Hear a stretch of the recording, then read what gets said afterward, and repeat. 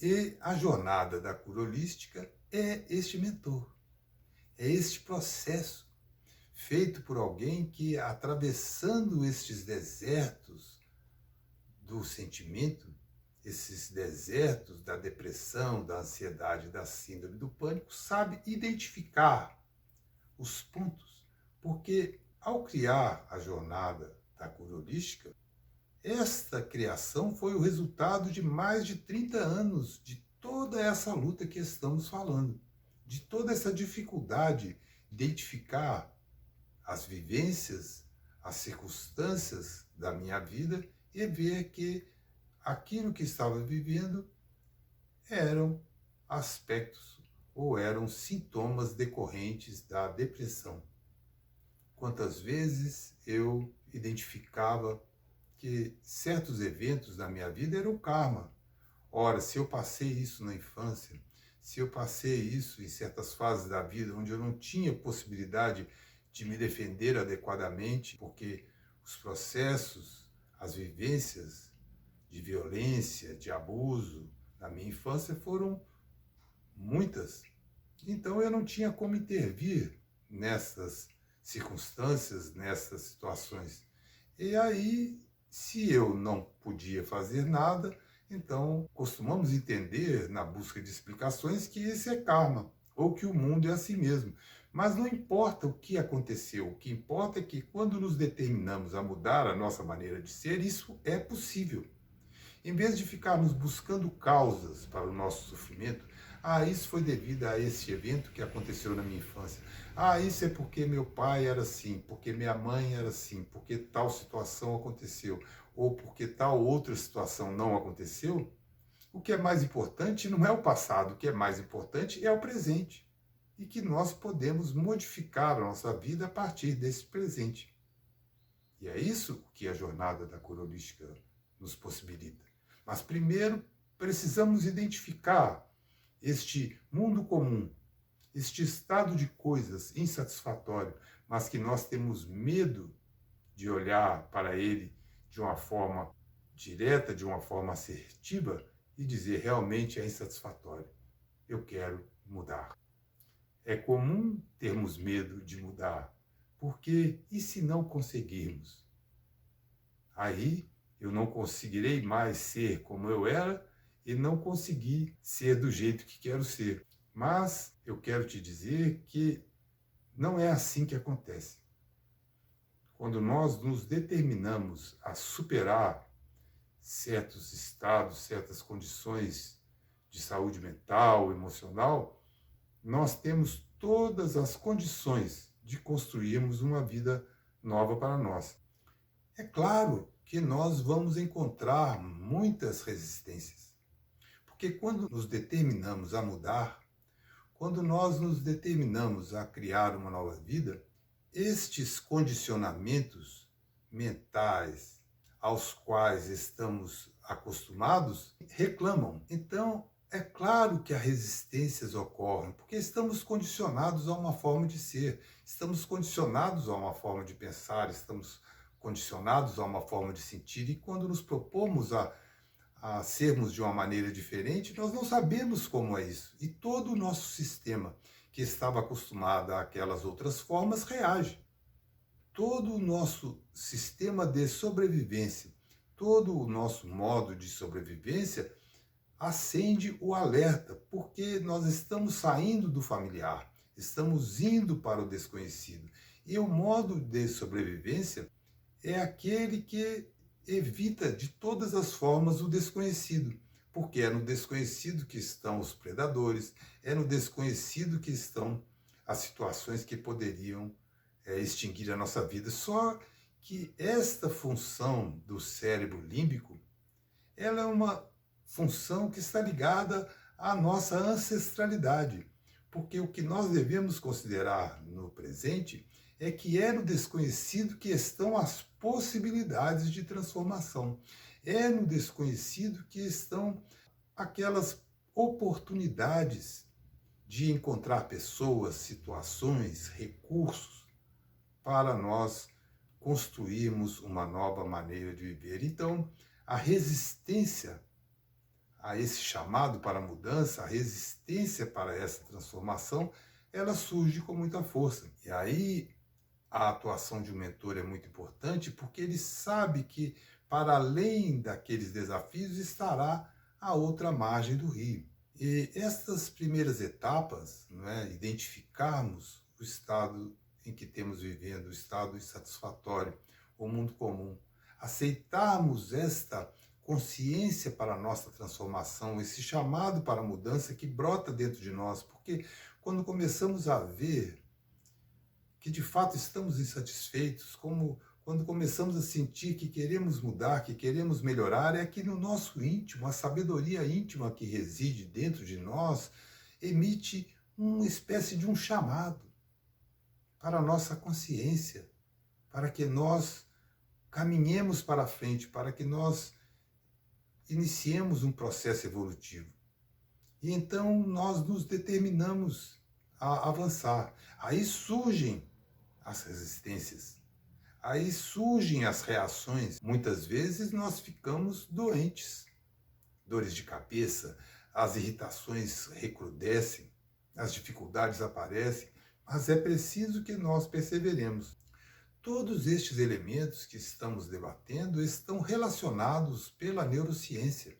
Estes comportamentos do pensamento, essa origem subconsciente dos pensamentos, a atuação dos pensamentos sobre os sentimentos, sobre as emoções, como as redes neurais, que são a aglomeração desses neurônios, ou que são, vamos chamar assim, o ajuntamento desses neurônios para um mesmo propósito. Nós temos uma rede neural para cada uma das atividades ou das coisas ou das pessoas com as quais nós nos relacionamos. Então nós temos uma rede neural associada ao trabalho, uma rede neural associada a uma atividade em casa, a um filho, a ir ao supermercado. Então todas as nossas atividades são processos, redes neurais em ação em nosso cérebro, e nós podemos modificá-las. Para que nós as modifiquemos, precisamos estabelecer uma série de práticas que promovam certas substâncias químicas em nosso cérebro que nos ajudem a superar aquelas outras que estamos viciados nos comportamentos do estresse, nos comportamentos depressivos. Então, substâncias que são produzidas pelas atividades físicas, pela alimentação saudável, pela meditação, pela oração, pelo autocuidado, pelas práticas de autocuidado, de autoamor, pela fé e expansão da nossa consciência na realização dos nossos sonhos, na realização dos nossos ideais. Todos nós temos sonhos, todos nós temos desejos legítimos, e quando nós vamos abrindo mão daquilo que sonhamos, daquilo que acreditamos que podemos ser, muitas vezes fazemos isso em nome dos filhos, em nome de circunstâncias da vida, esquecendo ou não percebendo que nós passamos a cobrar dessas pessoas ou dessas circunstâncias este nosso sacrifício, porque algo dentro de nós diz que é por causa dessas pessoas que nós estamos sendo infelizes, embora isso seja um processo subconsciente, não é claro para nós. E aí está a questão, mais uma vez, de um mentor que nos ajude a identificar essas questões. Durante toda a minha vida, eu quis encontrar alguém que pudesse me orientar sobre as dificuldades que sentia. Por isso busquei psicoterapeutas, busquei médicos, busquei gurus. Mas como a minha situação, o meu quadro envolvia situações muito específicas ligadas à depressão, o que eu necessitei e não encontrei era alguém que tivesse passado por essas coisas e que pudesse ter a empatia, que pudesse efetivamente compreender aquilo que eu estava passando e me dar uma direção que passasse para mim a credibilidade, que passasse para mim que aquela pessoa estivesse realmente entendendo o que eu estava vivendo. E, felizmente ou infelizmente, eu nunca encontrei essa pessoa, ou eu nunca encontrei essa situação. Por isso, quando desenvolvi um processo ou um método porque finalmente me permitiu curar a depressão que sentia, me permitiu vencer as crises de pânico, de ansiedade que sentia, eu decidi apresentar esse método para outras pessoas.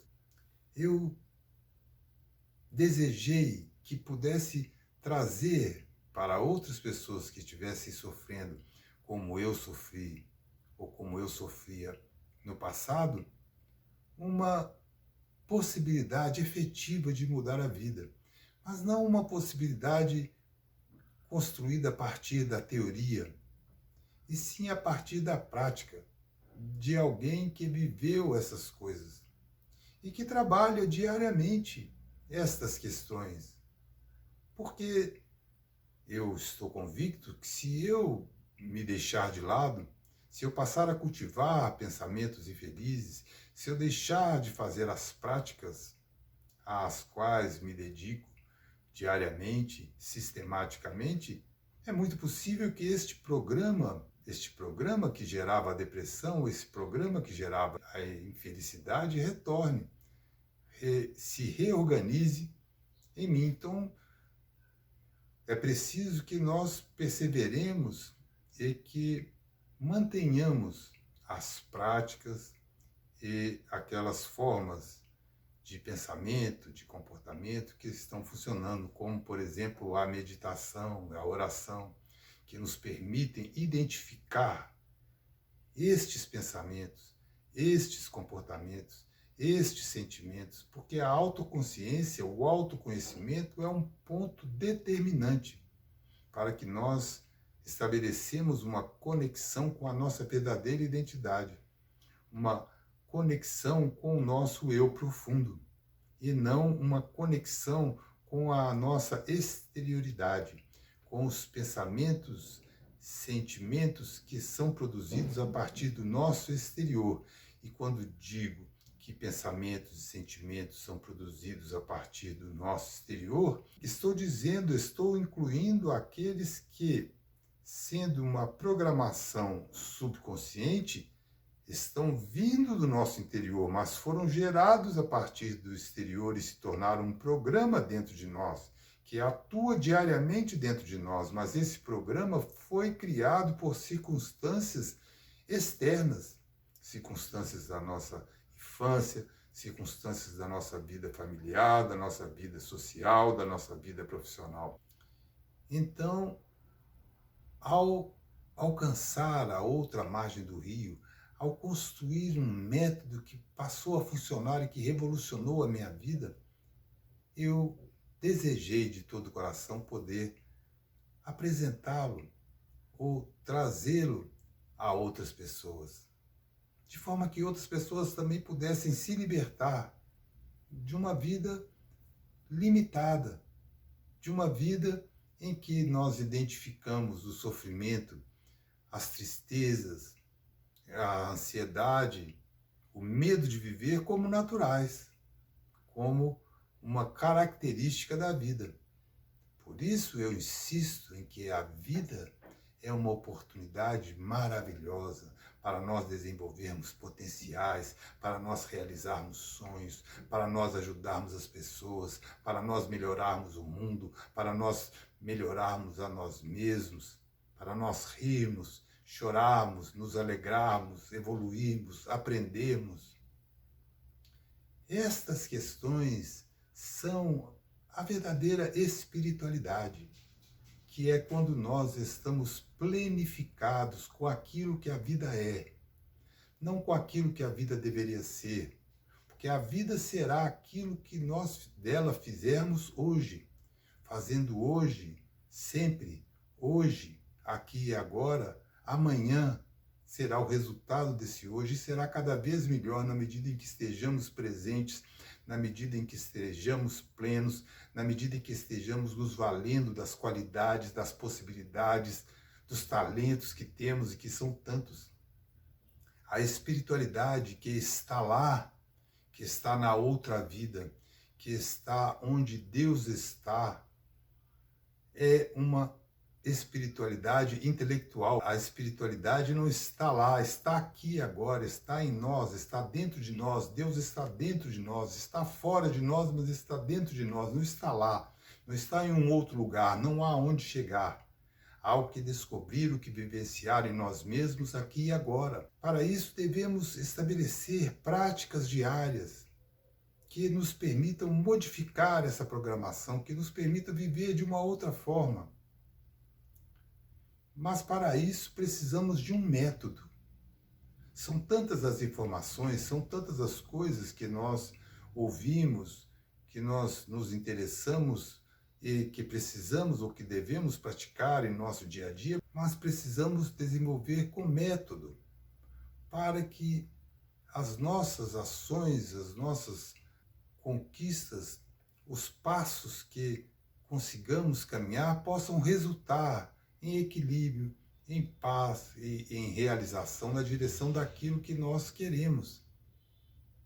E não simplesmente sairmos fazendo de todas as coisas ao mesmo tempo e ao fim de algum tempo nos sintamos esgotados, nos sintamos cansados e quando olhamos à nossa volta não vemos os resultados. Então é muito importante que nós estabeleçamos um método diário ao acordarmos, em vez de imediatamente nos vincularmos às coisas do dia, possamos respirar profundamente, conectarmos ao nosso centro cardíaco, respirarmos o nosso coração, buscarmos em nós mesmos as vibrações superiores de gratidão, de amor, de paz.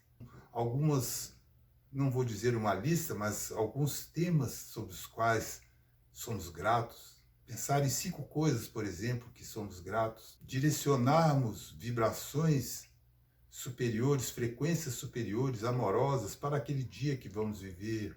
Estabelecermos um contato com o nosso eu mais profundo antes de iniciarmos o nosso dia. Durante o nosso dia, temos aquele momento para uma atividade física, para uma autorreflexão, mobilizarmos em nós a fé, a realização dos nossos sonhos, dos nossos desejos mais profundos. Estarmos voltados não só para nós mesmos, mas também para os outros. Possamos, num momento de dificuldade, retirar para dentro de nós mesmos, em oração, em contemplação, buscando a nossa realidade espiritual. Então, são várias estas possibilidades e elas estão todas sintetizadas, elas estão todas enfeixadas na jornada da cura holística. E é isso que estou trazendo para todos nós, para que possamos viver uma vida plena. Quando olhamos para frente e imaginamos que vamos ter que carregar a vida até o seu final, eu quero dizer que isso não é preciso, não é desejável e que é possível nós vivemos uma vida plena, feliz e realizada.